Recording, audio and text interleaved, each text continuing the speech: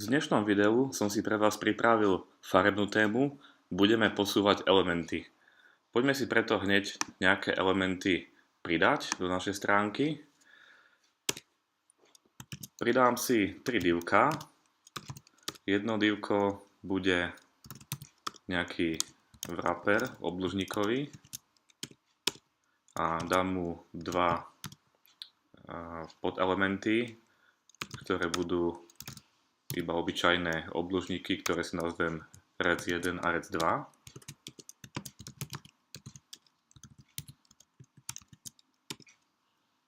A nastavíme im hneď nejaké CSS pravidlá, aby sme ich mali pekne farebné. Čiže nastavíme mu napríklad farbu pozadia. Nie je strieborná, to je ten obalovací element. A teraz prvý obdĺžnik, nastavíme mu výšku a šírku, nech má 100 pixelov krát 100 pixelov, nastavíme mu farbu, nech je modrý a potom druhý obdĺžnik, ten dáme trochu menší, nech má 50 pixelov krát 50 pixelov a nastavíme mu farbu na červeno. Preto hovorím, že dneska sa budeme hrať trošku s farbami. Poďme sa teda pozrieť, ako nám to vyzerá. Hej, naše obdĺžniky, sivý je obalovač, ktorý má 2 vnútorné elementy, modrý obdĺžnik a červený obdĺžnik. Poďme si ešte ten sivý obdĺžnik, respektíve všetky tie obdĺžniky dať trochu do stredu, čiže nastavme mu šírku 500 pixelov, a zarovnanie na stred som hovoril, že sa robí pomocou vlastnosti margin. Hore a dole bude mať 0 pixelov a naľavo napravo bude mať auto. Tak, teraz to máme pekne zarovnané. Budem to asi demonštrovať priamo v prehliadači, aby ste videli, ako sa mi tie vlastnosti menia. Takže na začiatku by som chcel povedať, že pozícia elementu sa píše do CSS pomocou atribútu position. A keby sme chceli tento modrý obdĺžnik chytiť a nič nezmeniť, základná pozícia je pozícia static. Pozíciu static majú absolútne všetky elementy, ktoré vkladáme do stránky a znamená to, že má byť na takej pozícii, ako následuje. Čiže keď elementy sa vkladajú z ľava doprava a z hora nadol, tak keď máme pred týmto modrým obdĺžnikom napríklad tu na nejaký text a linky, tak pozícia static znamená, že bude presne tam, kde má byť. O pozícii static sa preto rozprávať veľmi nebudeme, len toľko, že existuje.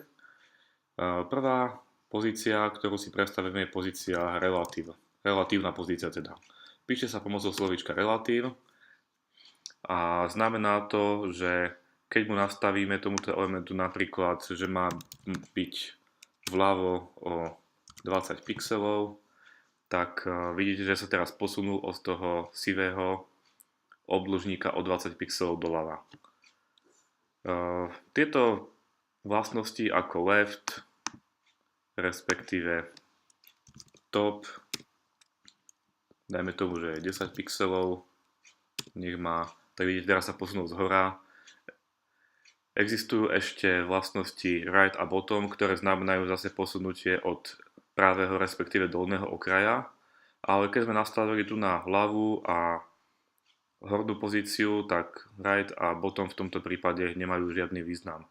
Väčšinou sa nastavujú buď v takejto kombinácii ako left a top, alebo potom, teda keď tieto vypneme, dáme to naspäť, tak môžeme dať napravo, dajme to 20 pixelov. To znamená, že teraz sa posunul v smere doľava, pretože sme mu nastavili tento pravý okraj, ako vidíte, od sivého sa tá oranžová farba posunula o 20 pixelov. Od toho pravého okraja je 20 pixelov vzdialená. Ukážeme si teda ešte bottom, dáme mu tiež 20 pixelov, posunulo sa to teraz hore, pretože je to odsadené 20 pixelov nahor od svojho pôvodného miesta. Existujú aj záporné hodnoty. Ja pre jednoduchosť teraz budem ukazovať na týchto pozíciách left a top.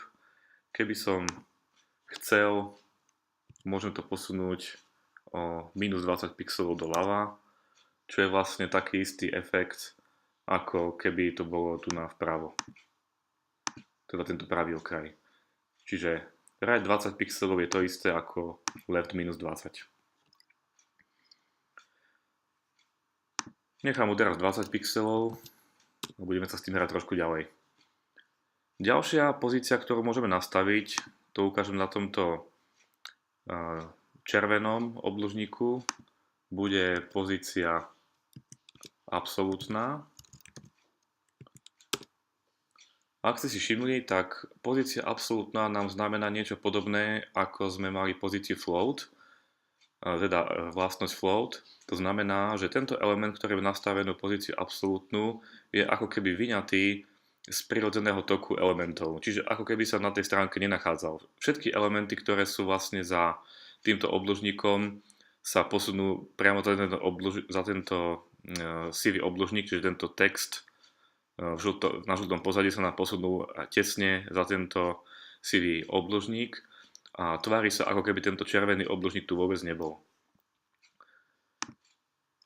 Tiež mu môžeme nastavovať pozície left, dajme tomu teraz na 0.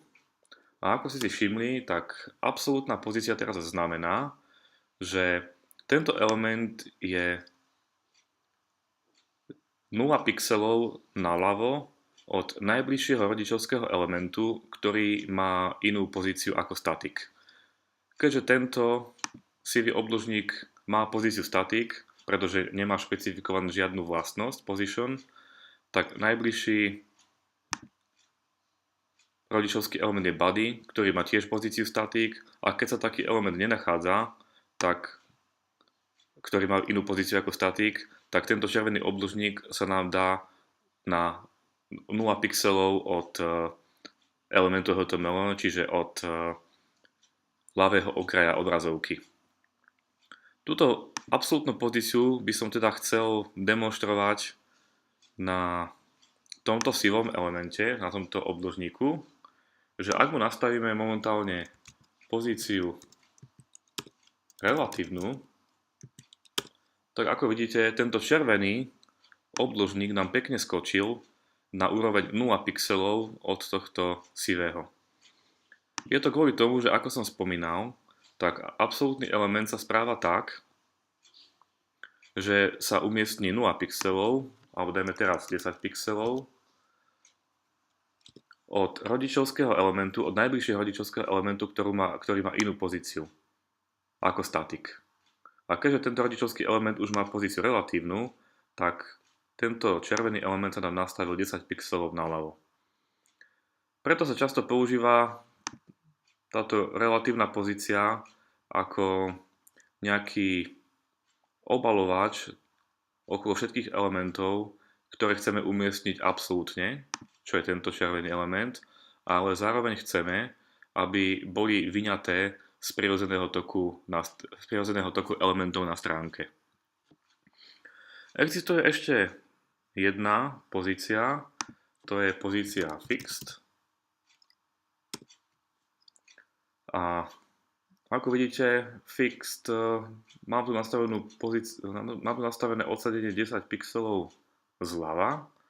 A pozícia fix znamená, že keby som teraz scrolloval túto stránku, tak tento červený element bude vždy vo viditeľnej časti obrazovky, čiže je zafixovaný na obrazovku. Toľko k pozíciám. Ja teda ich zapíšem ešte do nášho CSS súboru, aby sme to mali uchované, tie zmeny. Čiže na tomto obalovači sme mali pozíciu relatívnu. Tu sme mali pozíciu tiež relatívnu. Left sme mali, tuším, 20 pixelov. Tu sme mali tiež 20 pixelov.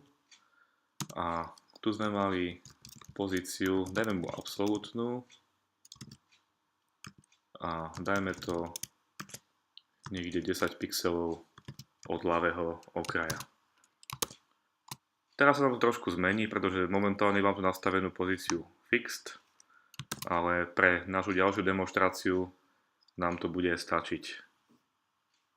A tu som spravil nejakú chybu. Chýba mi to písmenko. Tak. Hej, čiže takto vidíte. S pozíciami častokrát súvisí usporiadanie vrstiev, pretože ako vidíte, teraz nám červený obložník prekrýva modrý obložník. Pokiaľ by sme chceli, aby modrý obložník bol viditeľný a červený bol za ním, tak mu nastavíme tzv. Vlastnosť z-index, čo je vzdialenosť na z-kovej osi, čo je vlastne os od pozorovateľa k monitoru. A dajme mu napríklad hodnotu 5. Keďže všetky elementy majú štandardne z-index nastavený na 1, čiže tento červený obložník má tiež vlastnosť z-index nastavenú na 1, je menšia ako z-index, ktorý je tu nastavený na 5. A znamená to, že čím vyššia hodnota, tým bližšie sú tieto elementy k pozorovateľovi a tým pádom preto vidíme modrý element a červený nie. Takisto môžeme nastavovať hodnotu zápornú alebo nulovú. Nulová teraz, ako vidíme, tak keďže tento červený obložník má z-index nastavený na 1, čo je väčšie ako 0, tak je viditeľný pred modrým. A keby sme mu nastavili zápornú hodnotu, tak je dokonca schovaný ešte za týmto rodičovským sivým elementom. Takže toľko k pozíciám a k usporiadaniu na vrstvy. Zapíšem si to ešte do súboru tu na. Takže dáme, aby červený bol pred modrým. Dajme mu tomu červenému z-index napríklad 5. To bude zatiaľ stačiť. A poďme sa pozrieť ešte na dve vlastnosti, ktorými sú display a visibility. Tie budem demonštrovať na tomto žltom obložníku. Najprv si ho chcem trošku rozšíriť, pretože tu v rámci tohto žltého obložníku máme ešte tento paragraf, ktorý je trošku skrytý. Takže tomuto dlhému textu nastavíme trošku väčšiu výšku. Nebude to 300 pixelov, ale bude to napríklad 400 pixelov, to by nám malo stačiť. Tak, teraz pekne vidíme aj tu na tento paragraf. A poďme sa teda pozrieť na prvú vlastnosť, ktorá bude vlastnosť display. Môže nadobúdať hodnoty napríklad none, to znamená, že aby tento element tam nebol vôbec zobrazený, tým pádom nám zmizol, ani sa nikde nezobrazuje, keď na tento element prejdem. Môže mať hodnotu blok, čo je štandardná hodnota pre blokový element, akým je v tomto prípade tento element div. Môžeme mu nastaviť napríklad hodnotu inline, čo teraz spôsobí, že toto divko sa bude správať ako obyčajný inline element, napríklad span. Takisto spanu môžeme nastaviť, aby bol blokový, to si o chvíľku ukážeme ešte. No a nechajme mu vlastnosť momentálne blok, čo je štandardná vlastnosť, čiže ja to nemusím písať. A poďme sa radšej pozrieť na tento zvýraznený span element. Ako som spomínal, môžeme mu nastaviť vlastnosť display na blok. V tomto prípade sa z tohto spanu stane blokový element, čo spôsobilo zalomenie riadku pred a zalomenie riadku po. Čiže poďme si to zapísať do nášho súboru.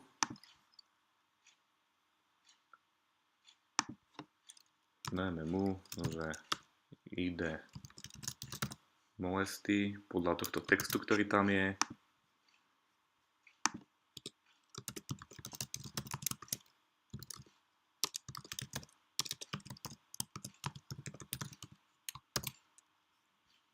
Teraz keď to zobrazíme, tak vlastne budeme mať presne toto zobrazenie. No a ešte existuje jedno pravidlo, ktoré by som tu raz spomenul. Je tá jedna hodnota tohto pravidla display, tzv. Inline block. Môže sa vám zdať, že v skutočnosti sa nič nezmenilo oproti zobrazeniu inline, ale inline block nám umožňuje nastaviť napríklad výšku a šírku, dajme výšku na 30 pixelov, čiže ako vidíte teraz sa nám trošku posunul text, dajme tu ešte trošku väčšiu výšku, nech vidíte presne čo sa deje. Keby sme naproti tomu mali vlastnosť inline, tak ako vidíte žiadna šírka, teda žiadna výška tu nie je započítaná, to znamená, že aby som túto výšku mohol meniť akokoľvek chcem, aj tak sa mi element posúvať nebude vôbec. Čiže preto, ak to chcem spraviť, tak musím to dať ako inline block. Inline block je vlastne element, ktorý nemá zalomenie riadku ani pred, ani po tomto elemente, čiže správa sa ako inline element, ale zároveň má vlastnosti aj blokového elementu, čiže môžeme mu nastavovať výšku, šírku, margin a padding.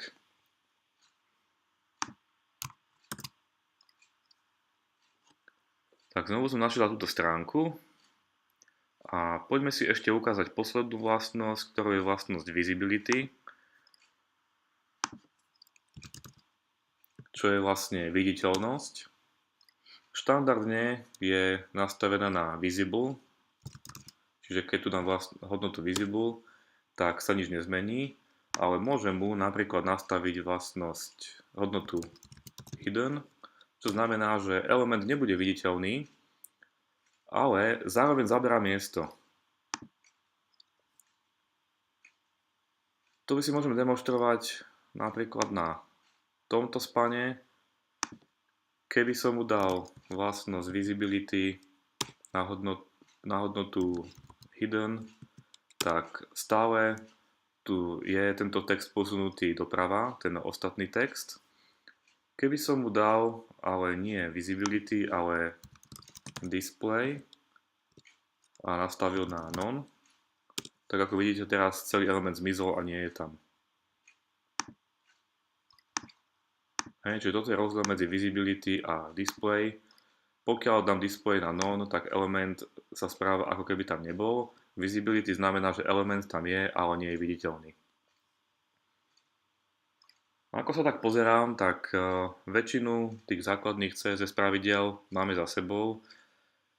Viete už vytvoriť pomerne peknú stránku. Stačí sa s tým trošku pohrať a získať v tom prax.